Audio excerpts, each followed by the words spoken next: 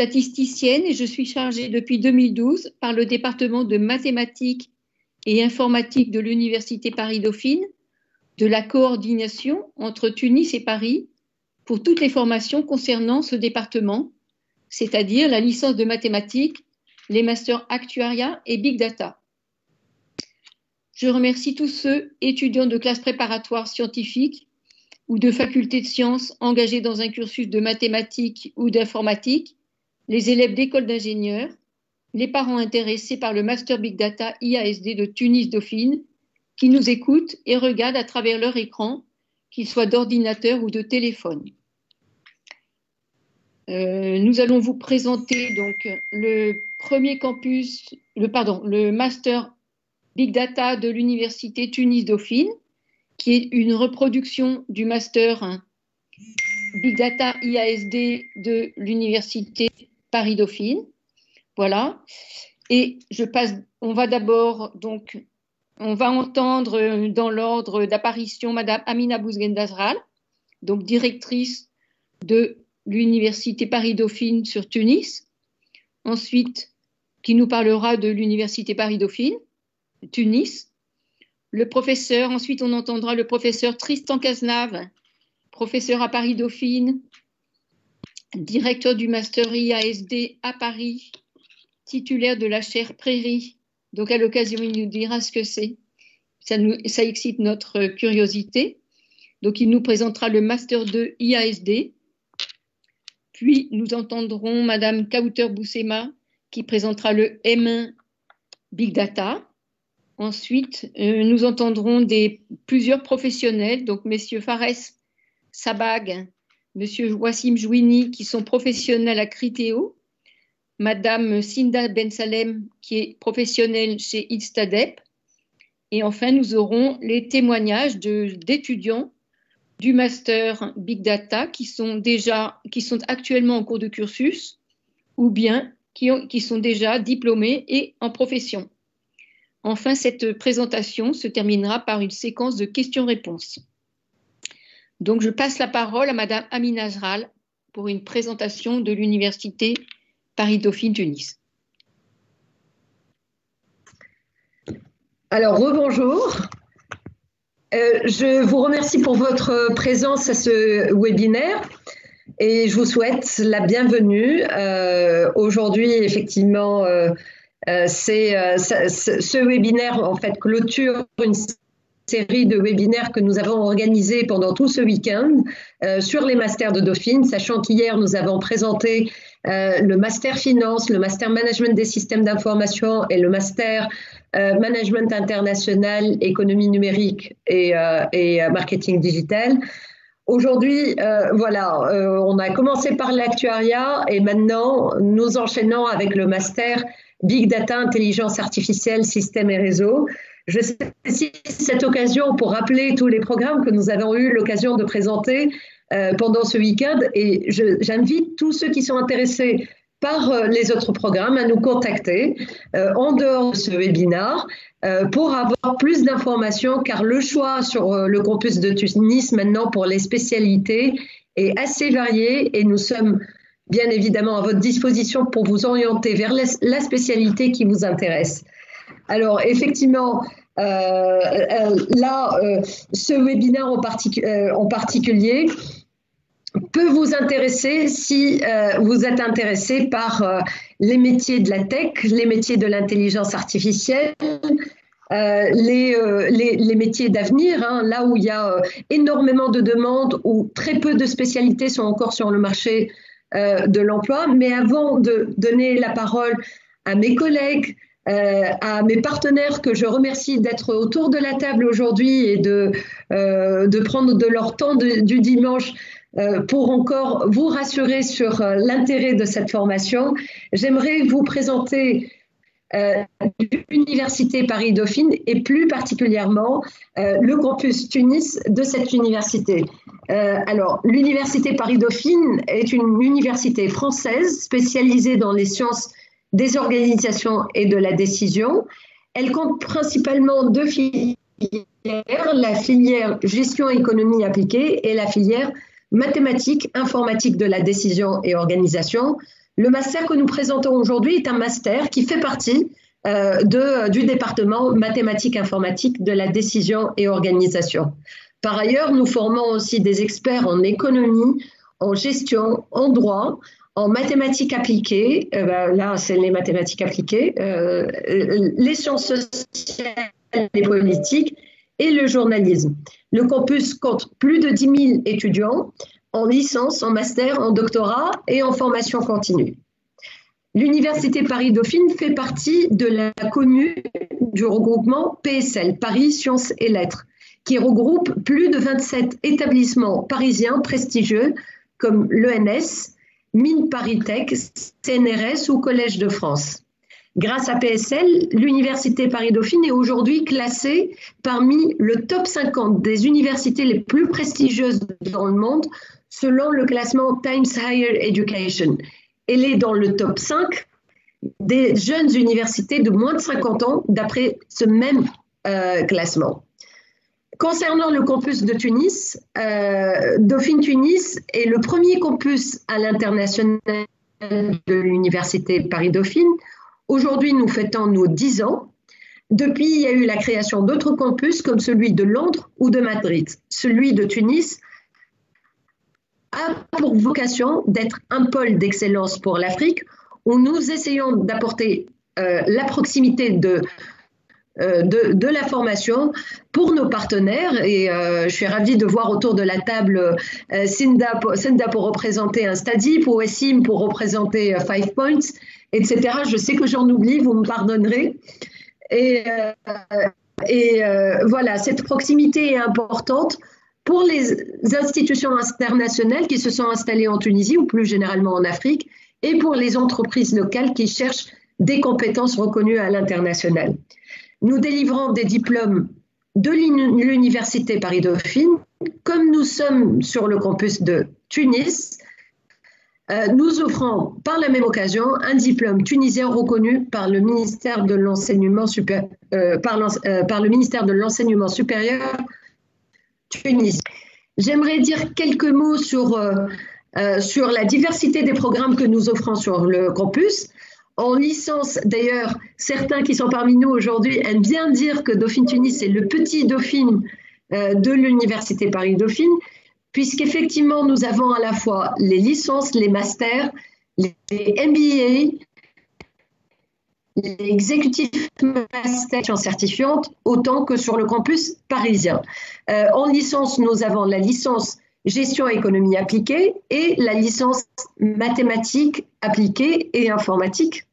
En master, aujourd'hui, nous vous présentons le master Big Data, Intelligence artificielle, systèmes et données, mais nous avons à côté le master Actuariat, le master Management des systèmes d'information, le master Finance et le nouveau-né que nous avons lancé officiellement depuis 2 semaines, économie numérique et marketing digital. Pour la formation continue, nous avons plusieurs spécialités, mais cela s'adresse aux professionnels. Ça va de la santé au management des organisations culturelles, en passant par la finance islamique, les ressources humaines, la protection des données, puisque nous formons des DPO. Les DPO, ce sont des Data Protection Officers, c'est une formation assez spécialisée, et l'expertise comptable. Ce qui caractérise notre campus à Tunis, c'est l'importance que nous donnons à l'associatif. Nous encourageons nos étudiants à participer dans le monde associatif puisque ça leur permet d'être confrontés très tôt, depuis l'université, au monde professionnel. Et nous comptons plusieurs associations. Ça va de la musique au jeu d'échecs, à l'entrepreneuriat avec Inactus, Heartprice et d'autres. Après, il y en a qui sont plus spécialisés dans le big data, plus spécialisés dans l'actuariat, Actuate. Et je suis sûre que mes collègues vont en parler un peu plus, ou les témoignages d'étudiants vont en parler un peu plus de ça. Le deuxième point sur lequel j'aimerais insister, et c'est ce qui fait la différence entre notre université avec les autres universités qui sont basées en Tunisie, c'est notre réseau de partenaires dans le monde. Dauphine bénéficie de plus de 300 partenaires dans le monde avec des destinations diversifiées, francophones et anglophones, les États-Unis, la Chine, la Suisse, le Canada, la Russie. Et ces destinations sont des destinations où nos étudiants ont eu la chance de partir dans un programme d'échange pour un semestre ou une année entière. Je vous invite à nous demander plus d'informations sur notre mobilité. Je serai là jusqu'au bout de ce webinaire pour répondre à vos questions en ce qui concerne les autres programmes qui s'offrent à vous. Le taux d'employabilité de nos programmes est très fort puisque nous avons un taux d'employabilité de plus de 80% avant même la diplomation, nous passons à 90% à 2 mois après diplomation. Le master actuariat que nous avons présenté tout à l'heure ou celui du management des systèmes d'information connaissent un taux d'employabilité de 100% avant même la diplomation. Mes collègues donneront plus de détails par rapport au master Big Data. À ne pas négliger, je le dis à la fin de mon discours, mais c'est un point très important, c'est le système de bourse que nous avons mis en place. Nous considérons que nous refusons jamais un bon dossier sous prétexte qu'il ne peut pas payer ses études. Nous essayons de trouver des moyens pour pallier tout cela. Nous offrons des bourses d'excellence, des bourses d'égalité des chances. Et dans certains programmes comme celui du Big Data maintenant, il y a les parrainages. Nous avons bénéficié de parrainages d'entreprises partenaires. Je ne vais pas les citer parce que j'ai peur d'en oublier certaines qui sont des partenaires privilégiés et qui financent nos étudiants pour pouvoir les récupérer après. On les appelle le parrainage tout simplement. Je suis là et puis mes collègues sont là aussi pour vous informer pour les possibilités de financement de vos études, que vous soyez un étudiant tunisien ou un étudiant international qui venait d'autres pays en dehors de la Tunisie. Voilà, pour ma part, je pense que j'ai fait un peu le tour. Je passe la parole à mes collègues pour présenter plus en détail le Master Big Data IASD. Merci Amina. Donc, on va passer la parole maintenant à Monsieur Tristan Cazenave, donc directeur du Master IASD, qui va nous expliquer ce que c'est que ce master, qui est à Paris Dauphine et qui est le même à Tunis Dauphine. Bonjour, donc je suis Tristan Cazenave, je suis professeur d'intelligence artificielle à... je ne peux pas partager mon écran, donc vous entendrez que ma voix. Donc je suis professeur d'intelligence artificielle à... On voit ton écran, Tristan, c'est bon, c'est partagé, ça y est. D'accord, tout va bien. Donc je suis responsable du master IASD classique en apprentissage et je m'occupe aussi de Suite Tunis. Donc je m'en occupe avec Claudine Duin, Kauter Boussema et Yasmine Abdi. Alors au début, Claudine disait que vous vouliez peut-être savoir ce qu'était une chaire prairie. Donc une chaire prairie, c'est une chaire qui vient des instituts 3IA en France, c'est-à-dire des instituts d'intelligence artificielle. Il y en a 4, un à Paris, un à Lyon, un à Marseille, un à Toulouse. Et j'ai une chaire dans celui de Paris, c'est pour faire des recherches en intelligence artificielle. Donc avoir des étudiants en postdoc, en doctorat ou en stage. Donc pour présenter le master IASD, c'est un master qui est spécialisé dans 4 domaines. Donc tout d'abord l'intelligence artificielle, mais aussi la science des données et plus particulièrement l'apprentissage automatique et le big data, c'est-à-dire les données massives. Donc on aborde en détail ces 4 domaines de l'intelligence artificielle. Donc le principe, c'est d'avoir à la fois des fondements théoriques pour ces domaines, notamment l'apprentissage automatique et la science des données, et pratique, c'est-à-dire de pouvoir mettre en pratique les fondements théoriques qu'on vous a donnés, et ça fait aussi une large place non seulement à la théorie, mais au code, et à savoir mettre en place des architectures d'intelligence artificielle. Donc l'équipe, comme je disais, il y a Kauter Boussema de l'Institut Tunis Dauphine, Claudine Duin qui est responsable à Dauphine pour le département MIDO des enseignements à Tunis, donc en particulier du master Big Data. Yasmine Abdi qui est la responsable administrative à Paris du master et qui gère IASD aussi bien à Paris qu'à Tunis, notamment par exemple en ce qui concerne les stages.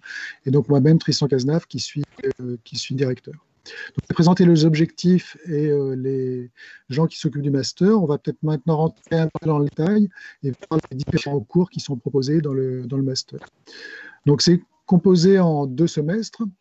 Donc le premier semestre comporte le plus grand nombre de cours. Donc le premier cours est un cours sur les fondamentaux de l'apprentissage automatique. Donc c'est plutôt de la théorie de l'apprentissage automatique et savoir quels sont les algorithmes fondamentaux pour ce domaine. Vous avez aussi un cours d'optimisation pour l'apprentissage automatique, donc, qui est donné par Clément Royer qui est maître de conférence au LAMSAD à Paris-Dauphine.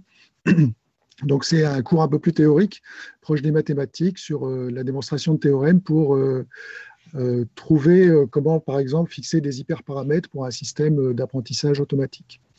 Vous avez un cours de base de données avancée, donc qui est de la perfection sur les bases de données classiques, donc les SGBD plutôt non classiques. Moi-même, je donne le cours d'apprentissage profond, donc c'est un cours de deep learning où on fait donc la théorie du deep learning, c'est-à-dire la théorie des fonctions dérivables et différenciables, et l'utilisation de frameworks de deep learning. Donc l'année dernière, j'ai utilisé Keras et TensorFlow pour implémenter des réseaux et les entraîner sur diverses applications qui vont des jeux jusqu'à l'image. Après, il y a un cours de système, paradigme et algorithme pour les big data. Donc, je crois que c'est Dario Colazo qui l'avait donné l'année dernière.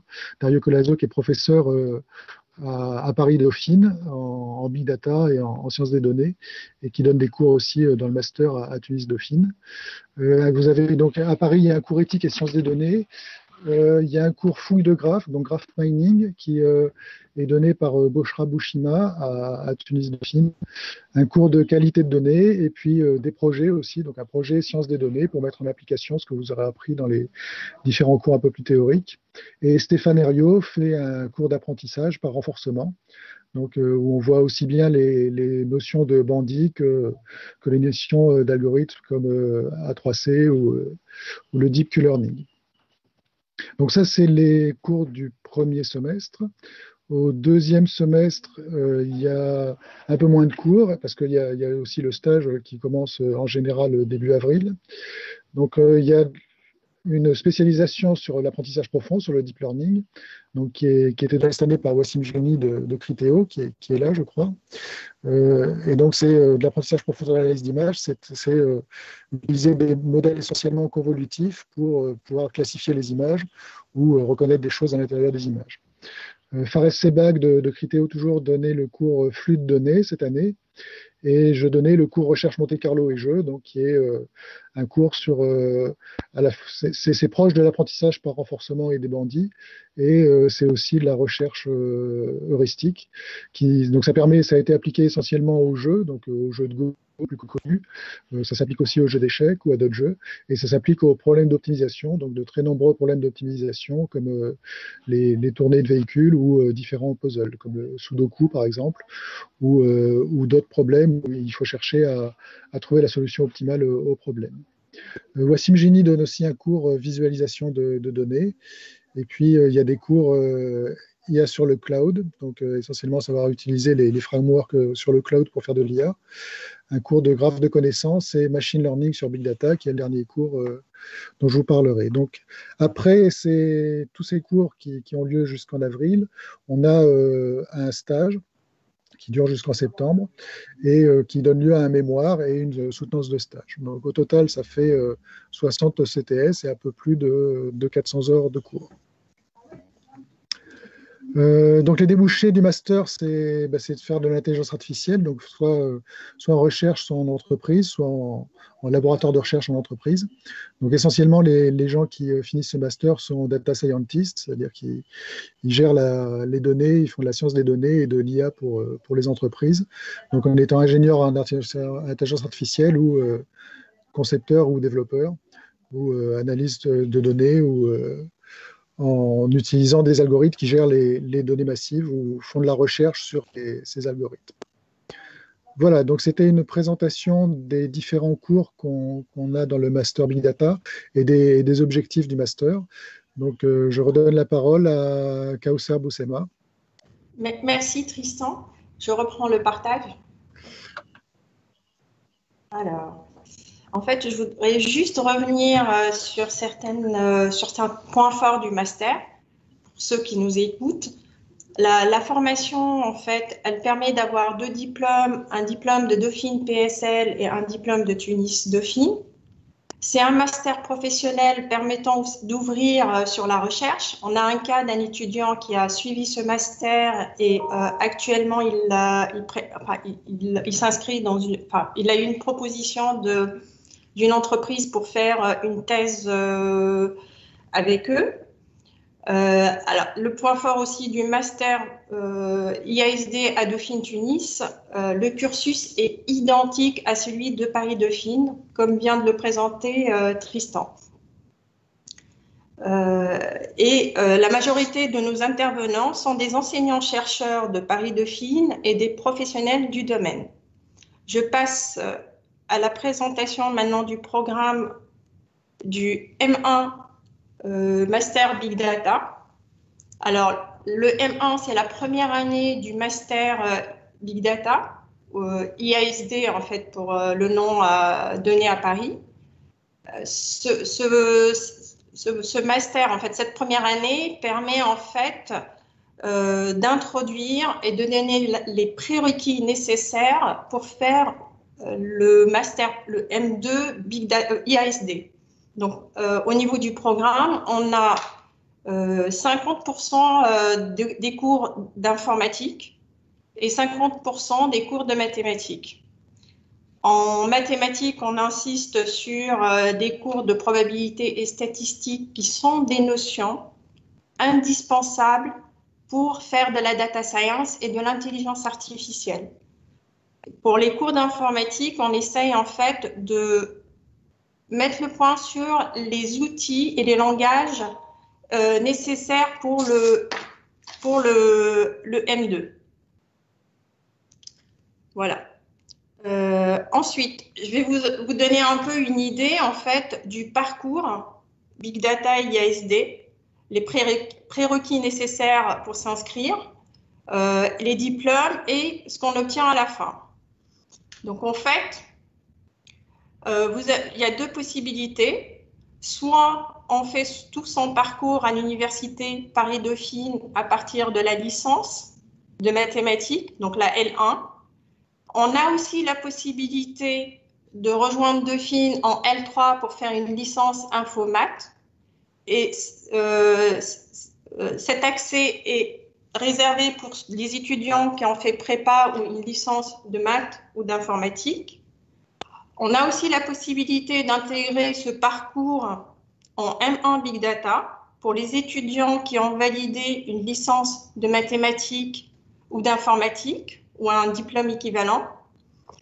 On a aussi la possibilité d'accéder directement en M2 IASD. L'accès en M2 IASD est plus difficile. On est beaucoup plus exigeant en M2 IASD. Il y a une sélection pour accéder au M2 IASD. Et ceux qui peuvent accéder en fait directement en M2 sont ceux qui ont un diplôme d'ingénieur ou ils ont validé un bac plus 4.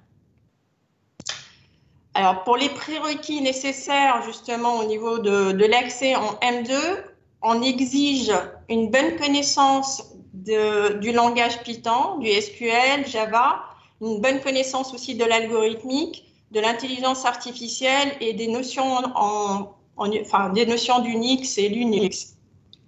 Pour ceux qui veulent accéder en M1 Big Data, on exige d'eux une connaissance, une maîtrise, avoir un bon niveau en probabilité et statistique pour pouvoir réussir et suivre.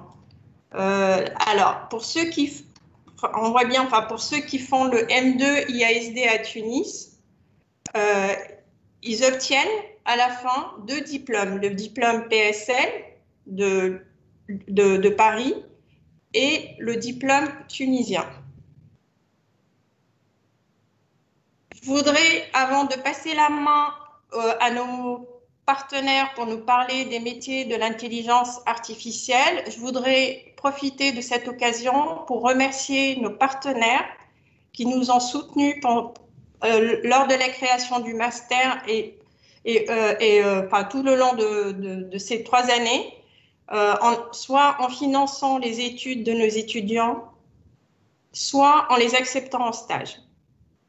Je passe maintenant la parole à Sanda d'Instadip pour nous parler en fait, du métier de l'intelligence artificielle. Sanda, à toi la parole. Merci Kauthar. Bonjour à tous et à toutes. Alors je vais prendre la main pour le partage.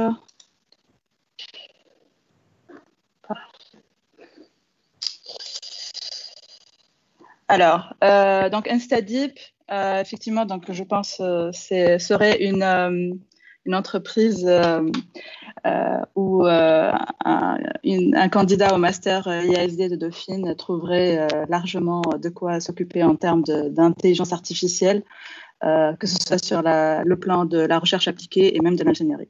Donc, Instadeep est une start-up tunisienne. Aujourd'hui, on est à 77 employés. On fait de l'ingénierie. On a également une équipe de recherche. Nous avons nos propres équipes aussi de développement informatique. Ça inclut le high performance computing comme du DevOps et de l'ingénierie informatique. Et nous avons également nos équipes de visualisation et d'intégration. Alors, ça a été fondé en 2014. Donc, le fondateur Kerim et Zohra, des co-founders. Ça a commencé vraiment de manière très simple avec très peu de fonds propres et 2 ordinateurs et on est assez fiers en fait du parcours atteint jusque-là en 2019. La première levée de fonds a été effectuée en 2019 avec une levée de fonds de près de 7 millions de dollars et nous sommes actuellement pour une deuxième levée de fonds. Donc, durant ce parcours, nous avons pu effectuer nouer des collaborations avec Google DeepMind, avec NVIDIA, avec Intel AI Builders. Et nous avons également eu une expansion géographique. Pour nous, on pense que l'Afrique est vraiment notre base de départ. Donc, Tunis est le plus grand centre d'ingénierie d'Instadip avec près d'une 50aine d'ingénieurs et de chercheurs et de développeurs. Ensuite, en Afrique, nous avons également un bureau en Afrique du Sud spécialisé dans tout ce qui est recherche appliquée et recherche aussi fondamentale dans tout ce qui est deep learning et reinforcement learning. Un bureau en Nigeria et en Europe pour soutenir que ce soit la recherche et même les différents projets que nous avons avec nos clients. Donc, notre siège se retrouve à Londres, une équipe à Paris et récemment aussi un bureau à Dubaï pour nos projets avec le Moyen-Orient. Alors, nos spécialités, si on parle d'un point de vue technique d'intelligence artificielle, donc notre expertise se retrouve surtout dans tout ce qui est Deep Reinforcement Learning, donc apprentissage par renforcement, qui est vraiment pour nous aujourd'hui la pièce maîtresse de nos solutions et de notre plateforme en fait, d'optimisation pour nos clients corporate. Donc on travaille en B2B. Et bien sûr, en fait, en plus du Deep Reinforcement Learning, on propose toutes les techniques basées sur le Deep Learning, telles que pour, par exemple, l'analyse prédictive, pour la segmentation d'images. On a également nos propres modèles pour du Natural Language Processing. Et on effectue également beaucoup d'optimisation de notre code en utilisant des langages tels que CUDA pour de l'optimisation sur du GPU. Donc tout cela pour pouvoir assister nos clients sur différents verticaux. Donc on a des solutions que ce soit pour le supply chain, pour le route optimization, pour du scheduling et de l'analyse et de la maintenance prédictive. Alors, comme je l'ai dit, ça a commencé avec très peu de moyens et Et aujourd'hui, nous avons des partenaires qui nous font confiance et des partenaires qui nous soutiennent et qui croient en nous. On travaille vraiment en étroite collaboration avec Google Developer Experts, avec Google DeepMind et bien sûr NVIDIA en tant que partenaire privilégié pour le déploiement des solutions IA. En termes de profil, donc ce qui pourrait intéresser les personnes qui aujourd'hui assistent à ce webinaire, nous, on parie beaucoup sur l'excellence. Et pour nous, l'excellence se retrouve partout et encore plus sur notre continent et en Tunisie. Donc, et on pense que si on a les moyens, si on propose les moyens donc à nos futurs collaborateurs, on peut atteindre vraiment des niveaux d'excellence impressionnants. C'est-à-dire que nous, par exemple, à Instadeep, on a quand même été la première start-up africaine à avoir eu un papier accepté à NeurIPS, qui est le Top Conference for AI, donc en 2018.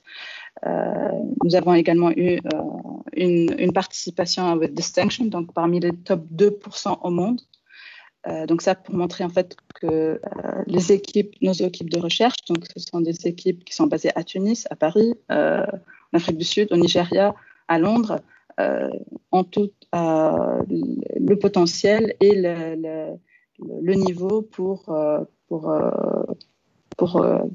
avoir le niveau, avoir le même niveau que ce qu'on trouve ailleurs au monde. Et donc pour cela, en fait, on a été récompensé régulièrement, donc comme étant parmi la numéro 1 start-up en IA en Afrique, et on a bâti le premier outil de traduction du Pidgin, qui est un dialecte nigérien vers l'anglais. Cette première outil de traduction a été développé chez nous. Voilà. Par rapport au partenariat, on estime que le business plan d'Instadeep est assez particulier dans le sens où on soutient, on croit vraiment en la recherche appliquée comme étant un levier pour apporter une vraie valeur ajoutée à une start-up. Et donc, c'est pour ça que on mise beaucoup sur la recherche en interne. Donc, parmi nos KPI sont les développements de modèles en interne, l'amélioration, la publication de papiers dans les meilleures conférences. Et pour cela, en fait, on s'assure que les personnes qui vont nous rejoindre, qui vont travailler avec nous, qui vont venir faire leur stage chez nous, sont des personnes qui ont les mêmes motivations. Les motivations pour une excellence mathématique, scientifique et aussi une efficacité opérationnelle pour que les solutions se déploient à grande échelle. Donc, nous avons plusieurs partenaires. Nous sommes fiers, en fait, étant chargés des partenariats sur la Tunisie. Donc, nous avons récemment noué un partenariat avec Dauphine. Donc, je suis vraiment très heureuse pour cette collaboration, et on attend vraiment beaucoup sur le plan de la recherche et sur le plan aussi d'accompagner les talents qui vont suivre votre master par la suite sur le marché de l'emploi tunisien. Donc voilà, nous avons plusieurs partenariats qui sont plus ou moins situés dans les bureaux où on a la recherche, donc à Londres, à Paris et récemment aussi en Afrique du Sud. Voilà. Nous avons aussi pas mal on essaie aussi de soutenir un peu l'événementiel en ce qui concerne l'intelligence artificielle. Et donc, voilà, pour cela, on a été les premiers à avoir fait le plus gros hackathon en IA avec plus de 1000 participants donc, l'année dernière. Et en espérant, avec la fin du confinement, pouvoir refaire une deuxième version dans les prochains mois. Si je fais une petite, donc je vais pas rentrer dans l'aspect très technique, mais un peu pour vous donner un peu une idée de en quoi un master Big Data et Intelligence Artificielle est vraiment plus qu'utile, voire nécessaire en fait pour travailler chez nous. Aujourd'hui, l'intelligence artificielle, c'est un domaine qui devient de plus en plus vaste. On peut parler de machine learning, on peut parler de deep learning. Nous, on a vraiment fait le choix d'être un peu sur une niche de tout ce qu'on parle d'intelligence artificielle. Donc, on est vraiment sur le deep learning et encore plus sur l'apprentissage par renforcement, donc reinforcement learning. Il faut savoir que ce sont des algorithmes qui ont permis de battre en fait l'humain sur des jeux aussi compliqués tels que le jeu de Go et le jeu d'échecs. Et aujourd'hui, nous travaillons sur la résolution de problèmes complexes industriels en utilisant ces techniques. Donc, on n'est pas sur l'implémentation pour résoudre des jeux, mais pour résoudre des problèmes industriels. Donc, comme je l'ai dit, on peut travailler sur différents domaines. Donc, nous avons des projets actuellement en cours dans le domaine de l'énergie, de la mobilité, de la logistique, ainsi que des produits qu'on développe in-house qui touchent à la haute technologie ou de la biotechnologie. Donc, quelques exemples rapidement pour vous donner un peu un ordre de grandeur. Par exemple, une des solutions qu'on avait proposées pour Manhattan. Donc, c'était une solution pour une plateforme de ride-sharing où on a amélioré l'efficacité du solver et en plus la rapidité pour que, quand quelqu'un appelle un taxi en ride-sharing, il peut être répondu en beaucoup plus rapidement que prévu. Donc, toute cette plateforme a été développée end-to-end chez nous. Un deuxième exemple qui est un projet actuellement en cours. Donc, nous travaillons avec Deutsche Bahn, donc c'est la plus grande compagnie ferroviaire au monde. Et là, c'est vraiment un projet un peu de recherche appliquée, c'est-à-dire qu'on est en train de refondre avec eux. Donc, nous, on apporte l'expertise sur tout ce qui est reinforcement learning, de refondre en fait la plateforme de scheduling des trains, c'est-à-dire quel est le schedule des trains sur l'année. Aujourd'hui, c'est fait avec des méthodes d'optimisation classiques ou des heuristiques ou des solutions un peu approchées. On croit fermement et les résultats qu'on obtient jusqu'aujourd'hui, au jour d'aujourd'hui, montrent que c'est vraiment l'avenir, combinant les méthodes existantes, les méthodes classiques, avec l'apprentissage par renforcement, nous donne des solutions encore meilleures, encore plus rapides et surtout qui apprennent des expériences passées. Enfin, je pense que c'est mon dernier exemple, surtout avec le contexte actuel, le contexte sanitaire et on va dire l'importance que reprend de nouveau le domaine médical et le domaine biologique. Nous sommes également impliqués dans des projets très avancés, très pointus, justement sur la mise en place de vaccins, la mise en place de traitements personnalisés, et ça en utilisant en fait des techniques de deep learning. Ça peut être pour des séquencements, donc ça peut être du NLP, parce qu'en fait on parle d'ADN, donc on parle d'une suite de lettres. Ça peut être aussi un peu du computer vision. Donc c'est juste pour vous donner une idée que des techniques, même si ça paraît théorique, mais finalement l'application de toutes ces techniques et tous ces algorithmes peuvent avoir un impact très, très, très concret sur notre vie de tous les jours et surtout sur la vie des entreprises qui sont nos clients. Donc voilà, je pense avoir terminé. Je pense qu'on a réussi aussi grâce aux partenaires qu'on a eus, qu'on ne cesserait de remercier. Je remercie également Dauphine pour cette occasion de Journées Portes Ouvertes pour présenter notre entreprise et j'insiste sur le dernier point, c'est-à-dire que je pense que finalement, si on veut renforcer la présence de l'intelligence artificielle, que ce soit à Tunis et même notre rayonnement sur le monde, c'est toute une chaîne et ça commence en fait par vous les candidats, par vous les étudiants et ensuite par le domaine donc universitaire et donc le master tel que le master de Dauphine, c'est connaissant un peu les parcours aujourd'hui qui existent en Tunisie, c'est parmi les rares à avoir un niveau en deep learning, en reinforcement learning qui vraiment voilà, n'a rien à envier à des masters réputés en Europe. Et c'est vraiment, je veux dire, c'est un peu les skills qu'aujourd'hui on cherche pour nos futurs employés, nos futurs collaborateurs. J'espère ne pas avoir été trop longue. Donc voilà, merci. C'était très bien, merci Sonda pour cette belle présentation. Je vais passer la parole maintenant alors je vais partager mon écran à Feris pour qu'il nous présente un peu Criteo et son métier chez Criteo et le métier d'un data scientist.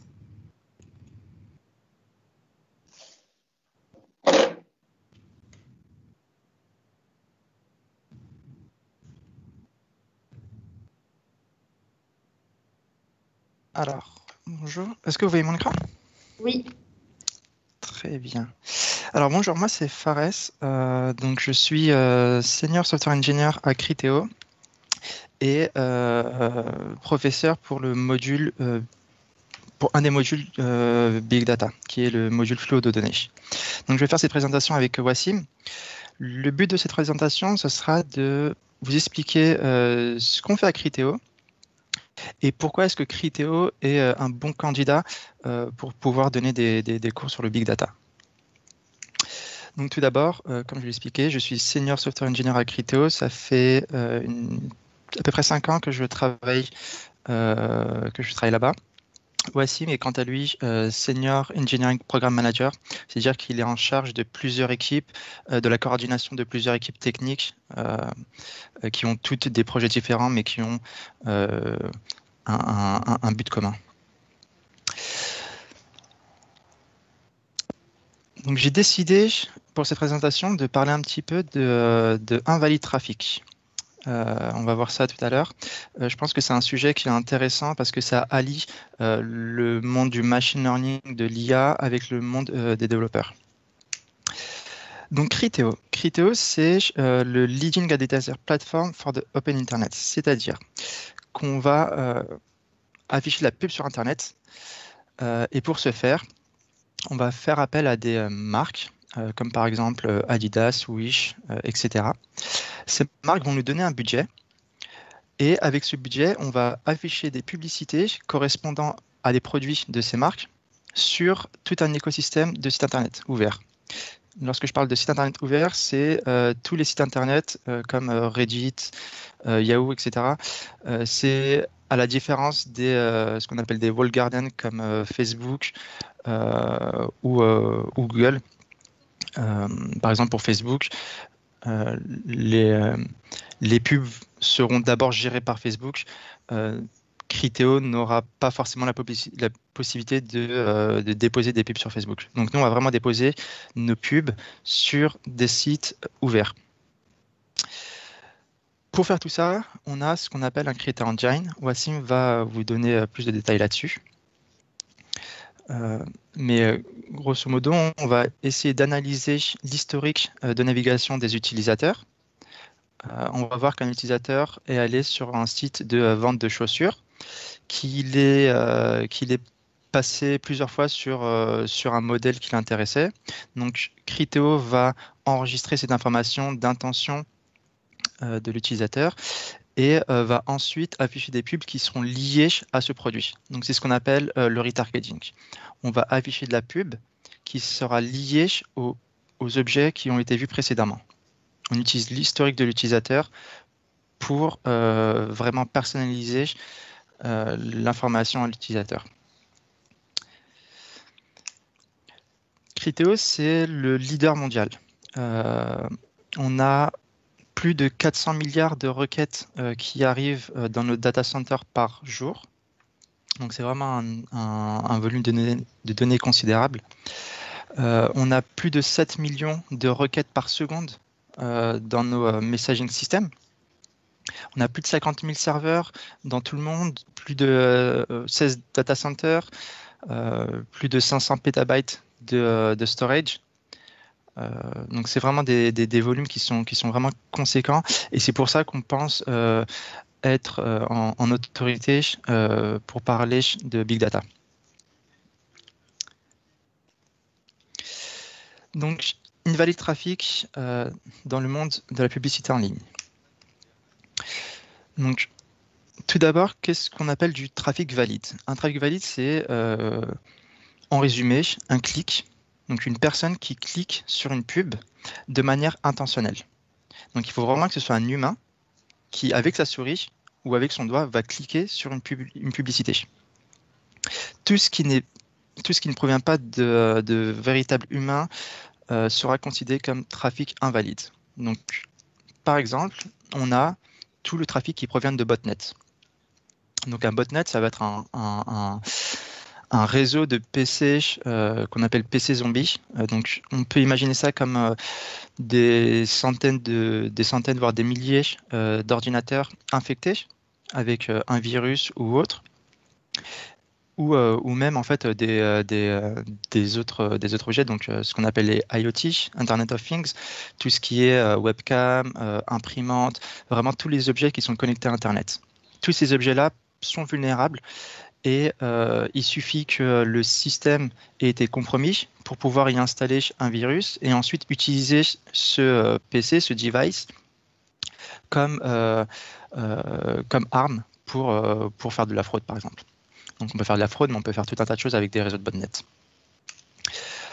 On a le même principe qui existe, mais cette fois-ci avec des vrais devices.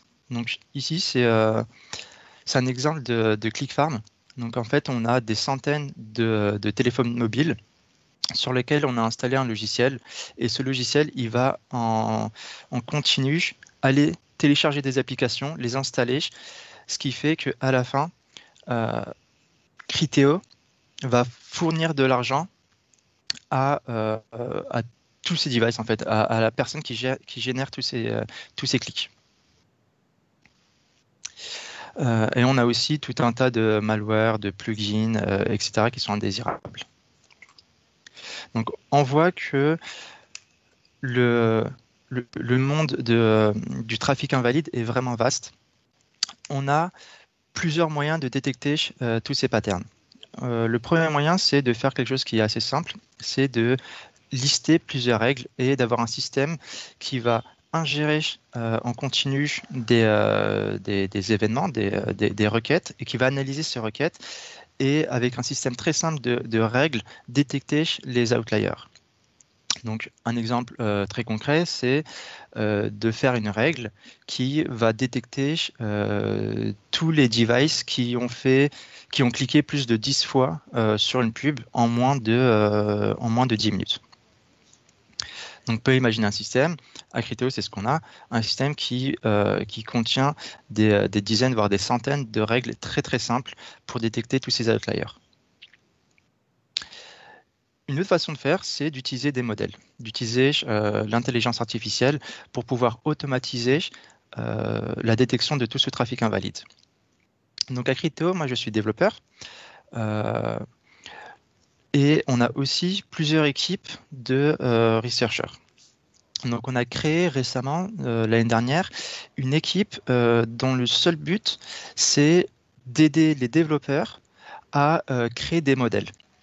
Donc cette équipe-là, qu'on appelle Kale, et Wassim va vous donner un peu plus d'explications tout à l'heure, cette équipe-là, son but, c'est vraiment d'aider les autres équipes. Donc moi, en tant que développeur, je désire créer un modèle qui va détecter du trafic invalide. Donc je peux aller discuter avec cette équipe et travailler en pair avec elle pour me donner pour construire ensemble le modèle.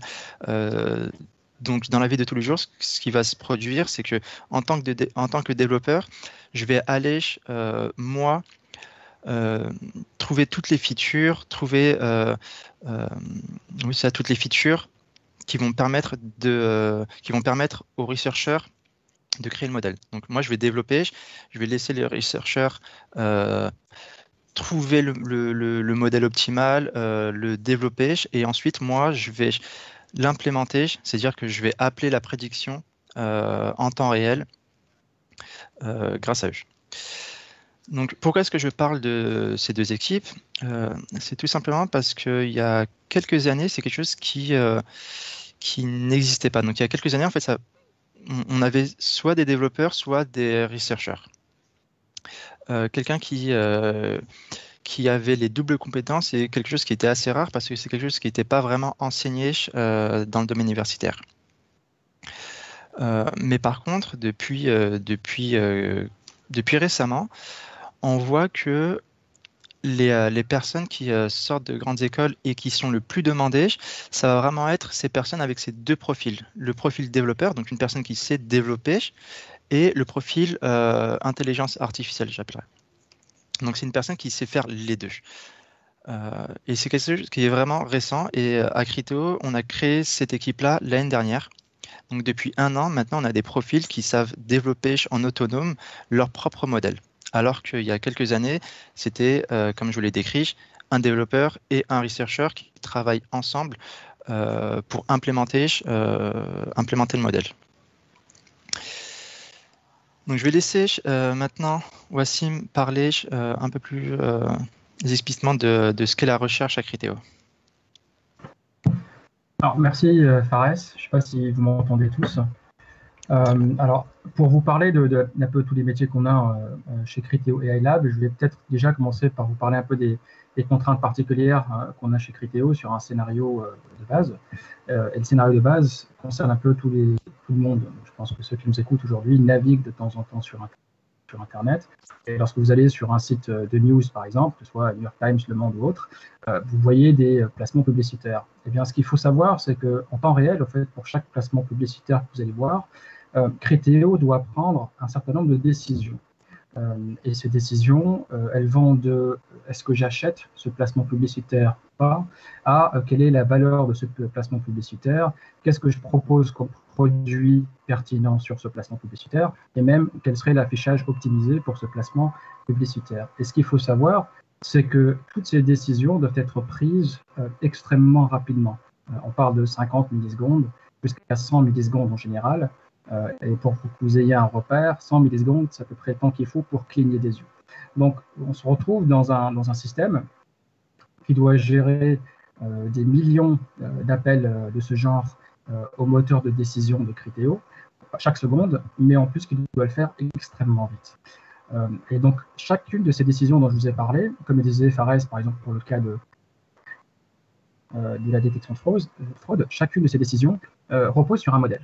Il y a un modèle spécifique qui va évaluer la valeur d'une bannière publicitaire pour un utilisateur vis-à-vis d'une certaine campagne. Il va y avoir un modèle qui va être optimisé aussi pour recommander des produits, un autre qui va analyser un certain nombre d'affichages sur la bannière, comment typiquement imbriquer les différents produits pour qu'ils soient intéressants pour l'utilisateur. Et tous ces modèles sont développés grâce aux outils fournis Criteo AI Lab. Donc, ce qu'il faut savoir, c'est que pour pouvoir justement avoir un système qui permet de développer autant de modèles et de prédire aussi rapidement sur ces questions-là, ça demande un certain nombre de compétences. D'accord ? Donc, il y a effectivement le développeur.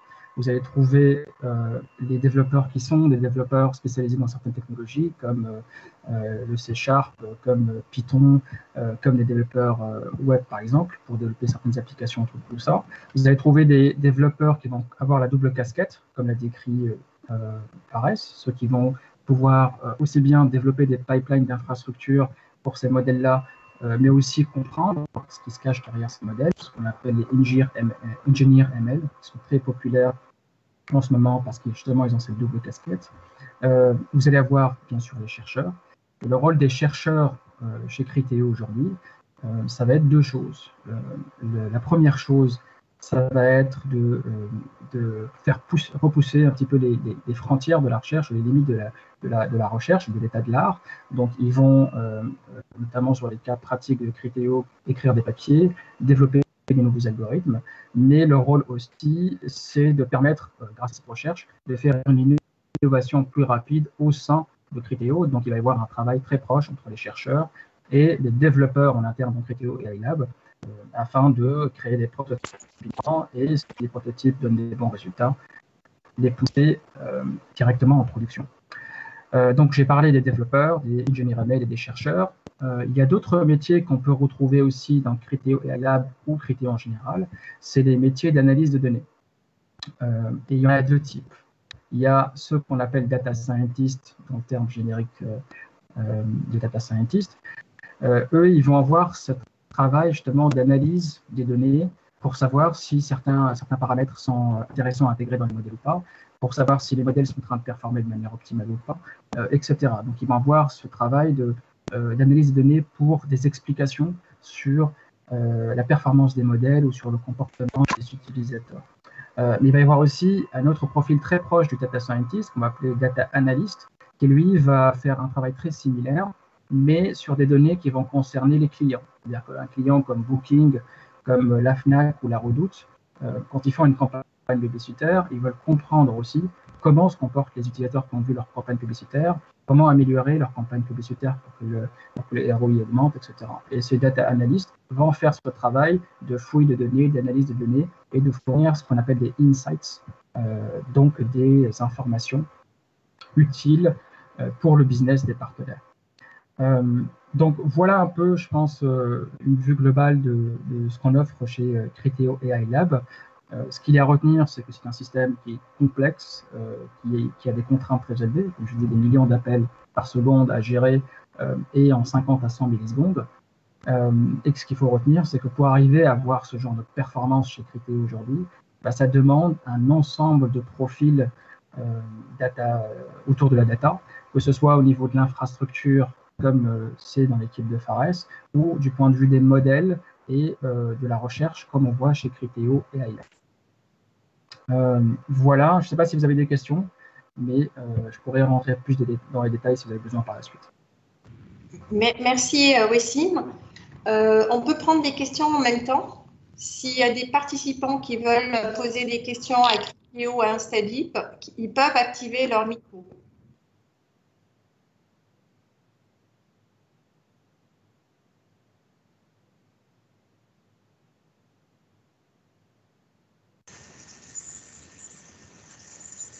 Bonjour. Bonjour.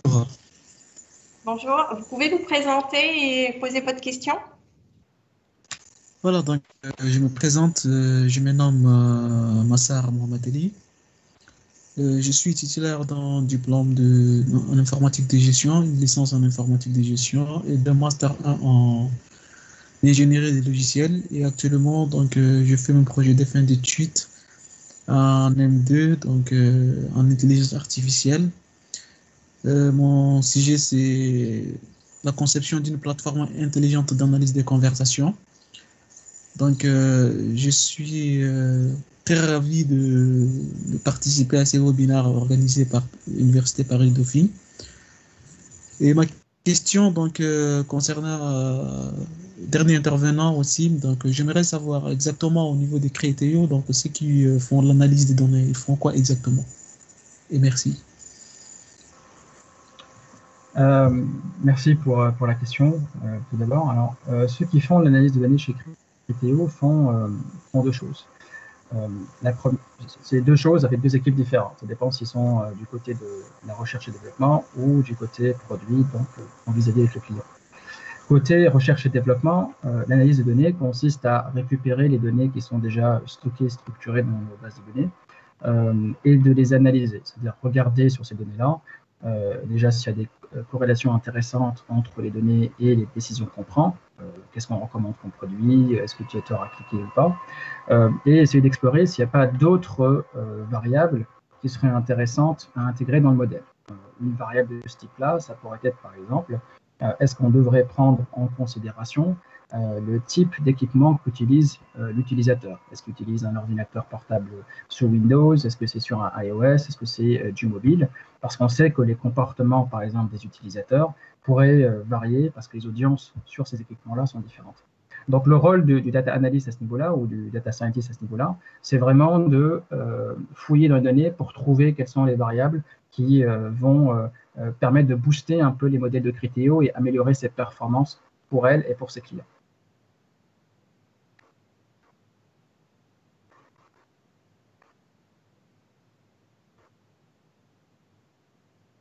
Voilà, je ne sais pas si ça répond à la question, si tu peux rebondir sur la réponse, ou s'il y a quelque chose qui manque, je peux continuer à détailler, mais c'est à peu près ça.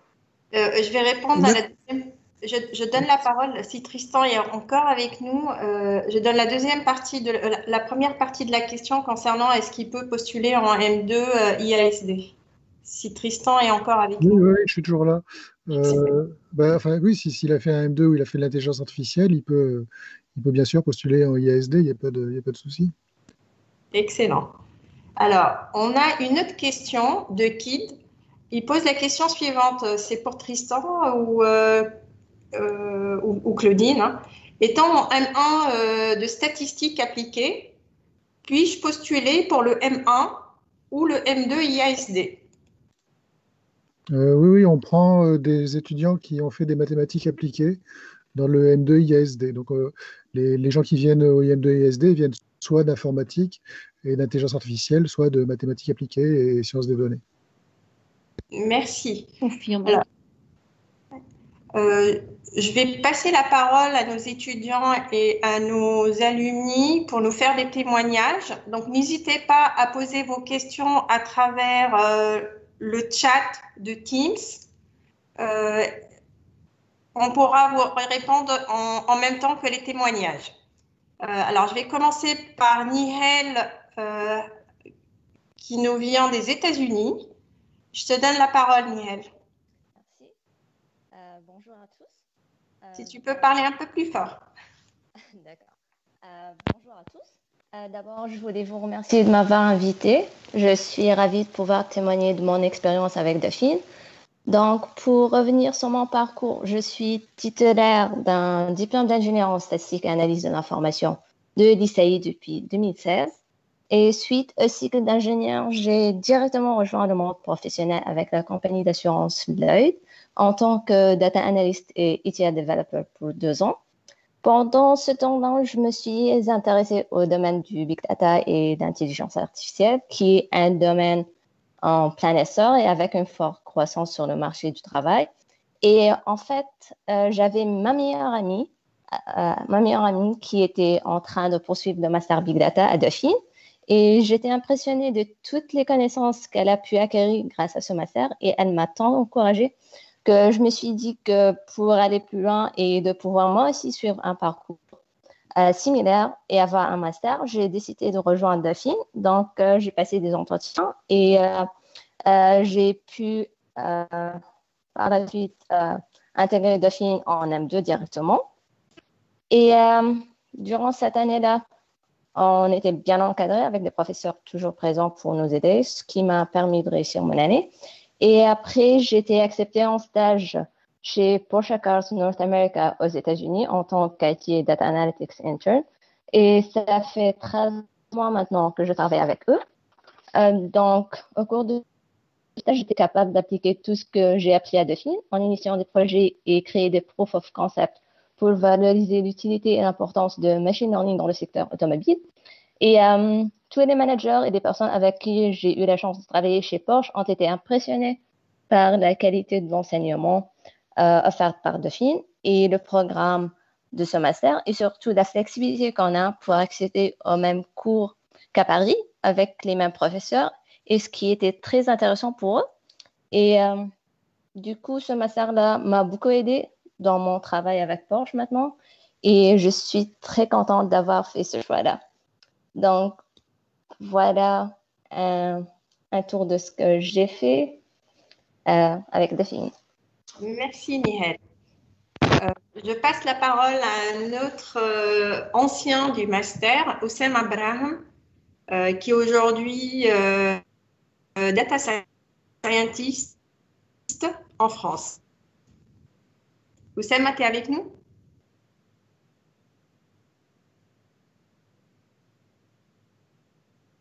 Bon, il a un problème de micro. J'ai passé alors la parole à Skander, plutôt, Skander Azal, qui va nous parler de son expérience. Bonjour tout le monde. Pour mon expérience, j'étais dans la même promotion que Madame Nihel aussi. Donc, moi, contrairement à elle, j'ai eu un parcours un peu plus différent. J'ai fait 2 ans de prépa. Après, j'ai passé le concours de Dauphine. Je ne sais pas si pour accéder à la L3, je ne sais pas s'il y a toujours le même concours pour accéder à la L3. Donc, on passe en concours, on se retrouve après 2 ans de prépa, on se dit que ça va être plus facile, mais franchement, c'était pas aussi facile que ça. Mais après, on découvre que on développe une passion. C'est que on trouve des maths qui servent à quelque chose, surtout dans le M1 où on voit l'utilité de toute l'algèbre qu'on a appris dans l'analyse de données. On voit l'utilité de beaucoup de choses qu'on avait qu'on ne savait pas qu'on allait utiliser. Et surtout par rapport au master. Avec la qualité de professeur qu'on a, par exemple, ce fut un très grand honneur d'avoir des professeurs comme Monsieur Tristan,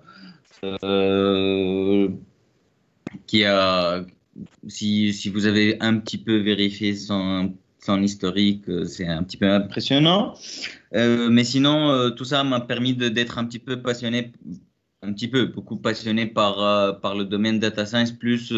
Et en plus, c'est un des domaines où on peut apporter un plus dans le sens où on peut réellement apporter un plus dans le sens créer des articles de recherche, faire de la recherche, innover. Donc, à la fin de mon cursus, j'avais fait un stage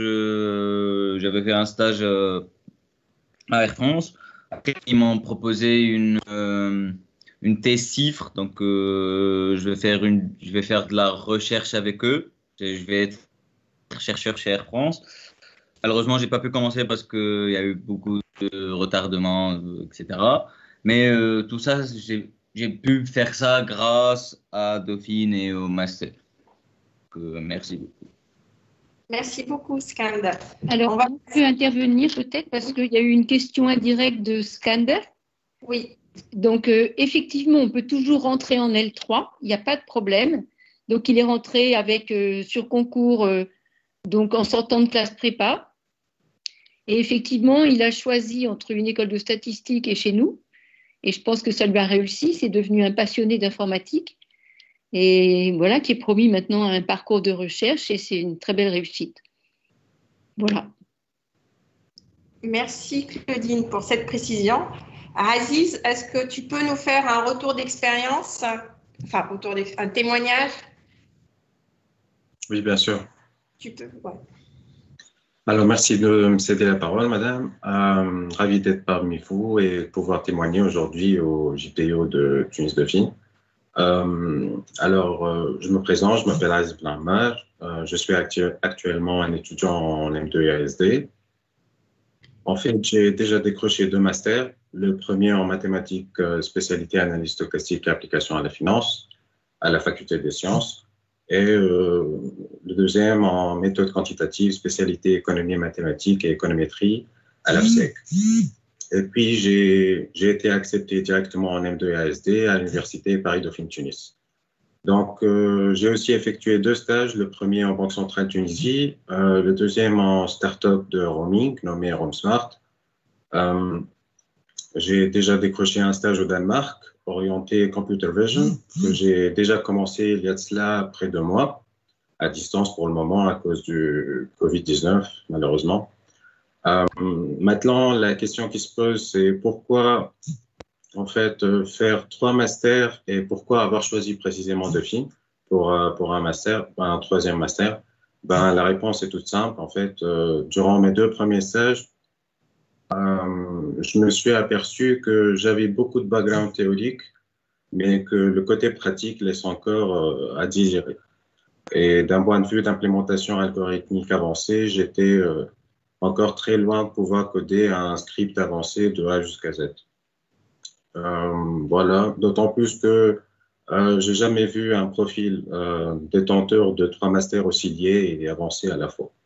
Donc, mon objectif était d'avoir un profil polyvalent avec 3 masters au lieu d'un seul, accompagné d'une thèse et doctorat, sans oublier le fait qu'avec ce choix, j'aurai plus de poids en matière d'expérience puisque j'aurai effectué 3 stages de PFE.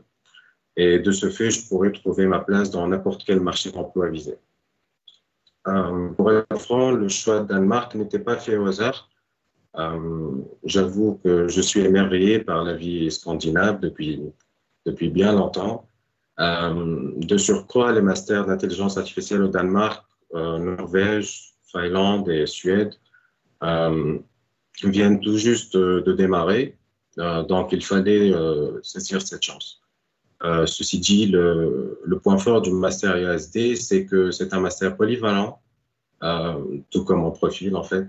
Et tout le second semestre pèse sur le côté pratique. En fait, on a utilisé beaucoup de langages et logiciels à la pointe de la vie professionnelle. Je cite par exemple Spark, Scala, Python, bien sûr, PyTorch, TensorFlow, et j'en passe, Flink, Kafka, Neo4j, Java, etc. Donc, ce qui m'a aidé à décrocher plusieurs entretiens de stage, en fait, puisque je peux facilement m'accommoder avec n'importe quelle entreprise ou start-up qui prévoit ou travaille déjà avec le machine learning, le deep learning, l'intelligence artificielle.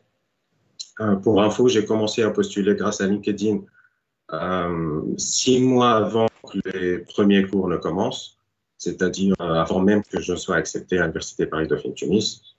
Et grâce à ça, j'ai décroché une bonne batterie d'opportunités de stage, surtout entre les mois d'août et d'octobre.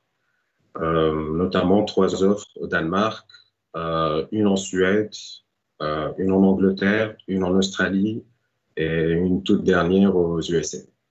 Donc maintenant, j'espère que le Covid prend fin afin que je puisse continuer mon stage en site, c'est-à-dire plus précisément au Danemark. Voilà. Donc, merci beaucoup pour votre attention et je vous rends la parole, Madame Boussama. Merci beaucoup, Aziz, pour ce beau témoignage. Je vais passer la parole à Oussama s'il a réussi à activer son micro. Oussama, tu es avec nous?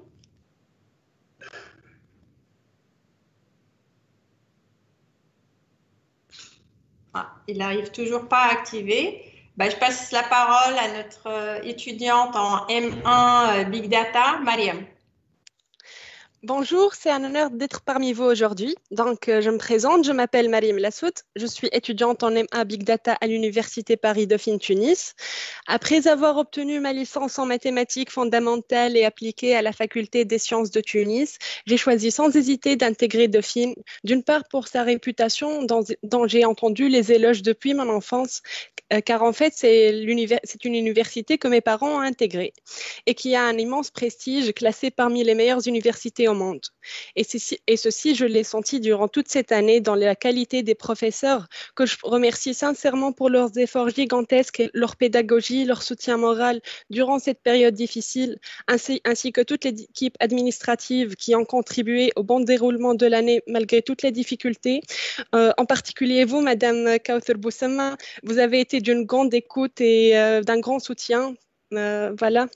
Donc, notre master, notamment le master IASD, Intelligence artificielle et système des données, est un master exceptionnel car il marie 2 matières que je trouve magiques, les mathématiques, ma passion, et l'informatique, débouchant sur les métiers du futur. Ce que j'aime particulièrement dans ce cursus, c'est qu'il nous permettra d'accéder à différents secteurs qui évoluent aujourd'hui grâce à l'IA, tels que par exemple la medtech, la fintech, l'agritech et même les jeux vidéo. Il faut savoir que les consultants en IA aujourd'hui sont peu nombreux et très demandés. Donc, ce master est pour moi un choix très gagnant. Merci beaucoup. Merci, Mariam. Bonjour, vous m'entendez?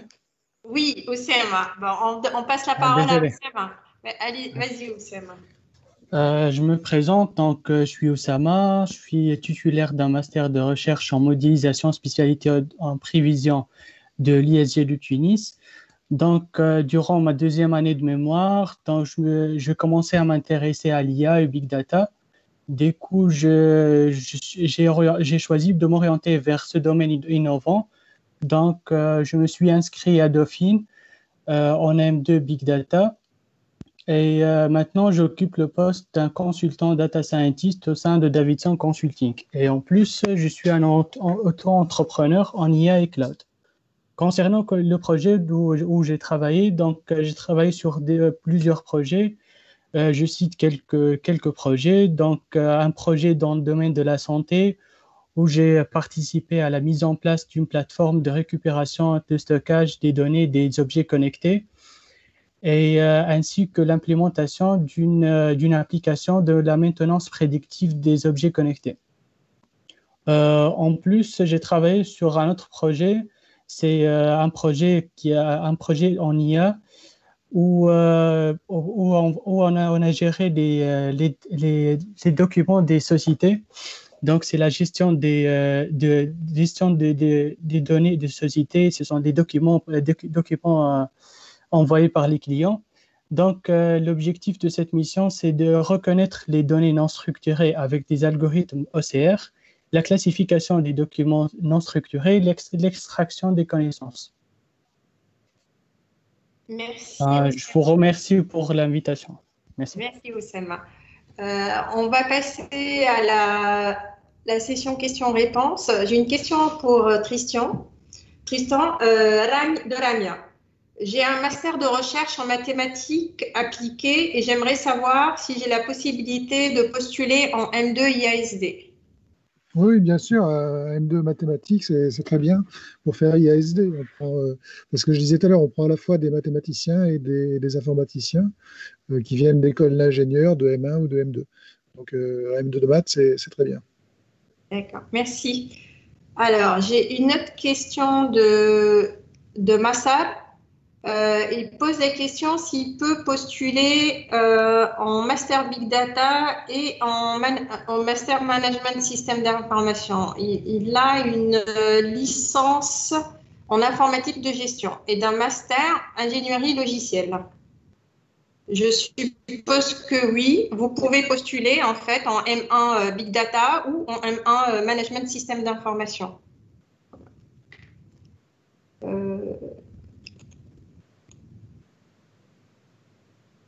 C'est tout en fait, on n'a pas d'autres.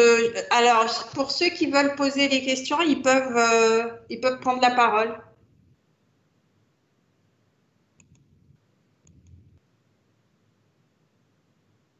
Bon. Merci pour votre participation. Je passe le mot de fin à Tristan, si tu as quelque chose à rajouter pour clôturer cette session. Ben, merci à tous d'avoir fait ces présentations.